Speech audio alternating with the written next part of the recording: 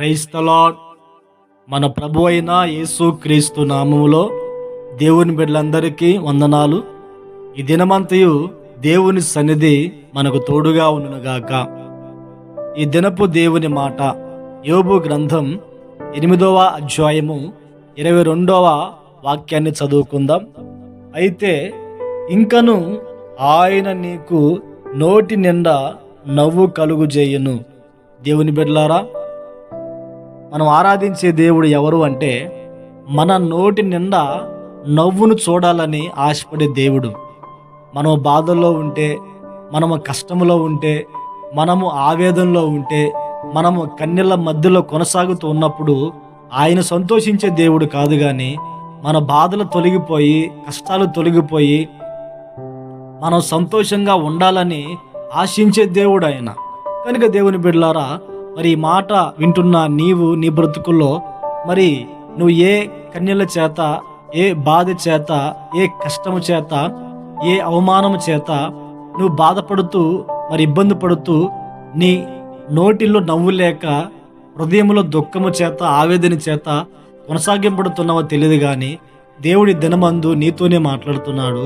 నీ ప్రతికూల పరిస్థితులు దేవుడు తొలగించి నీ నోటి నిండా దేవుడు నవ్వును కలిగించునుగాక.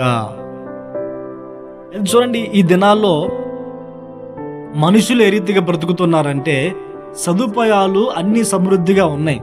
ఇంటి నిండా ఎన్ని జనాలు ఉంటున్నారు, కావలసిన అవసరాలన్నీ తీర్చబడుతూ ఉన్నాయి, కానీ హృదయంలో అలాగే నోటిలో నవ్వు అనేది కరువైపోతుందండి. ఏదో జనాల మధ్యలో నవ్వాలి కనుక జనాలు చూస్తూ ఏదో నవ్వుతూ కొంతమంది కనిపిస్తూ ఉన్నారు, కానీ హృదయంలో వారికున్న పరిస్థితులను బట్టి చాలా మంది కన్నీళ్ళ మధ్యలో ఉన్నారు. ఉద్యోగ ప్రయత్నాలు చేస్తున్న వారు ఆ విఫలమయ్యి నవ్వు లేక ఆవేదనలో ఉన్నారు. పంట వేసిన రైతు ఆ పంట చేతికి రాక ఆవేశంలో బాధపడుతూ సంతోషం లేక నవ్వు లేక ఉన్నాడు. వివాహం అయిన వాళ్ళు సంతానం లేక ఆవేశంలో కృంగిపోతూ బాధపడుతూ ఉన్నారు.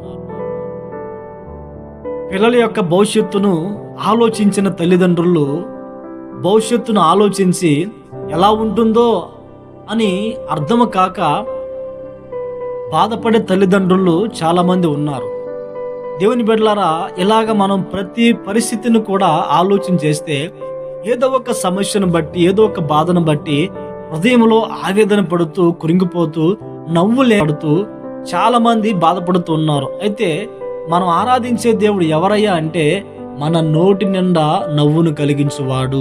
ఎప్పుడు అంటే మనం ఏ పరిస్థితుల్లో కృంగిపోతున్నామో, ఏ విషయాన్ని బట్టి బాధపడుతున్నామో, ఏ స్థితిగతులను బట్టి కృంగిపోతూ లేవలేక పడి పరిస్థితుల్లో ఉన్నామో వాటన్నిటిని ప్రభు తొలగించి, ప్రతికూలతలు తొలగించి, మబ్బు విడిపోయినట్లుగా సమస్యలన్నిటినీ విడగొట్టి సమస్యలను దూరపరిచి దేవుడు మన నోటి నిండా నవ్వును కలిగించువాడు. దేవునికి మహిమ కలుగునుగాక. పరిశుద్ధ గ్రంథమైన బైబిల్లో కూడా కొంతమంది వ్యక్తుల జీవితంలో కూడా దేవుడు నోటి నిండా నవ్వును కలిగించాడండి. హన్నా అనే తల్లి సంతానం లేక తోటి వ్యక్తి చేత, తనతో ఉన్న వ్యక్తి చేత నిందించబడుతూ అవమానించబడుతూ ఆమె హృదయంలో ఆవేదనతో దేవుని సన్నిధికి వెళ్ళి ప్రార్థించింది. తన హృదయాన్ని దేవుని మందిరంలో కుమ్మరించి కన్నీటితో ప్రార్థన చేసుకుంది. అయ్యా, నాకు మగబిడ్డను దయచేస్తే నీ సన్నిధికి, నీ సేవకిస్తానని ఆ తల్లి మొక్కుబడి చేసుకుందండి. ఆ తల్లి ఆవేదనతో ప్రార్థన చేసింది. నవ్వు లేదు జీవితంలో. ఆమె ప్రార్థన దేవుడు ఆలకించి ఉన్నాడు. ఒకటి మగబిడ్డను ప్రభు ఇచ్చాడు. సమూయేలుని ఒక ప్రవక్తగా దేవుడు దీవించాడు. సమూయేలు జన్మించిన తర్వాత ఆ తల్లి ఆనందం అంతింత కాదండి. నోటి నిన్న నవ్వును దేవుడు కలిగించాడు. మన పితరుడైన అబ్రహాము అలాగే శారమ్మ తల్లి వీరిద్దరి జీవితంలో కూడా దేవుడు పిలిచిన 25 సంవత్సరాలకి దేవుడు వారికి సంతానం ఇచ్చారండి. వృద్ధాప్యలో ఉన్నారు వాళ్ళు. అవకాశం లేదు. దేహం మృతతుల్యమైపోయింది. సంతానం కలుగుతారని ఎన్ని ఆశ లేదు, కానీ వారు దేవుని మీద విశ్వాసం ఉంచారు, దేవుని నమ్మారు. దేవుడు వారి జీవితంలో అద్భుతమైన కార్యము చేశారు. ఆ సందర్భంలో అబ్రహాం బాధపడుతూ ఉండేవాడు. నా ఆస్తి అంతటికి యజమానుడు ఎలియాజరేనా?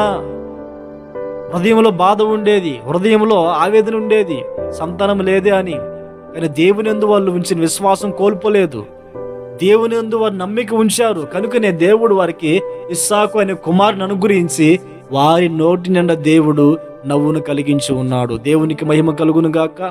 ఈ మాటలు వింటున్న దేవుని బిడ్డలారా, మీరు కూడా ఏ విషయాన్ని బట్టి మీరు దిగులు చెందుతూ బాధపడుతూ కన్నీల మధ్యలో ఉన్నారో నిశ్చయముగా దేవుడు మీ ప్రతికూలతలన్నీ తొలగించి మీ నోటి నిండా దేవుడు నవ్వును కలిగించునుగాక. అయితే ఒక విషయం మనం ఆలోచించాలి. ఎవరి జీవితంలో దేవుడు నవ్వును కలిగిస్తాడు అంటే, చూడండి, ఒంటరి జీవితమైన ఎట్టి పరిస్థితుల్లోనైనా కానీ ఆయన విడువక ఆయన వెంబడించిన వారమైతే మనకున్న ప్రతికూలతలు దేవుడు తొలగించి మన నోటి నిండా దేవుడు నవ్వును కలిగించునుగాక. కనుక దేవుని బిడ్డలారా, ఈ మాట ఈ దినాన దేవుడు నీ జీవితంలో దేవుడు నిశ్చయముగా నెరవేర్చునుగాక. ప్రార్థన. పరిశుద్ధుడైన తండ్రి, ఆశ్చర్యకరుడా, మహోన్నతుడైన యేసయ్య, మీకు స్తోత్రాలు చెల్లిస్తున్నాం నాయనా. ఈ దినమందు మీ సన్నిధి, మీ కృప మాకు సమృద్ధిగా అనుగ్రహించండి. ప్రాముఖ్యంగా ఈ దినాన మీరు మాతో మాట్లాడిన మీ శ్రేష్టమైన మాటలను బట్టి స్తోత్రాలు చెల్లిస్తున్నాం నాయనా. నోటి నిండా నవ్వును కలుగు చేస్తాను మీరు ప్రభు మాట్లాడి ఉన్నారు. ఈ ప్రార్థనలో ఏకీభవించిన వారు ఎవరి జీవితంలో మరి ప్రతికూలతలను బట్టి నవ్వు లేక బాధపడుతున్నారు, ప్రతికూలతలు తొలగించండి. అయినా ప్రార్థనలు ఏకీభవించిన ప్రతి వారు కూడా విశ్వాసం విడువక, నీ యందు నమ్మిక విడిచిపెట్టక, నీ పాదాలు పట్టుకొని భక్తి జీవితం కలిగి నా తండ్రి నీ ద్వారా నవ్వును పొందుకోవడానికి సహాయం అనుగ్రహించమని ప్రార్థిస్తున్నాను.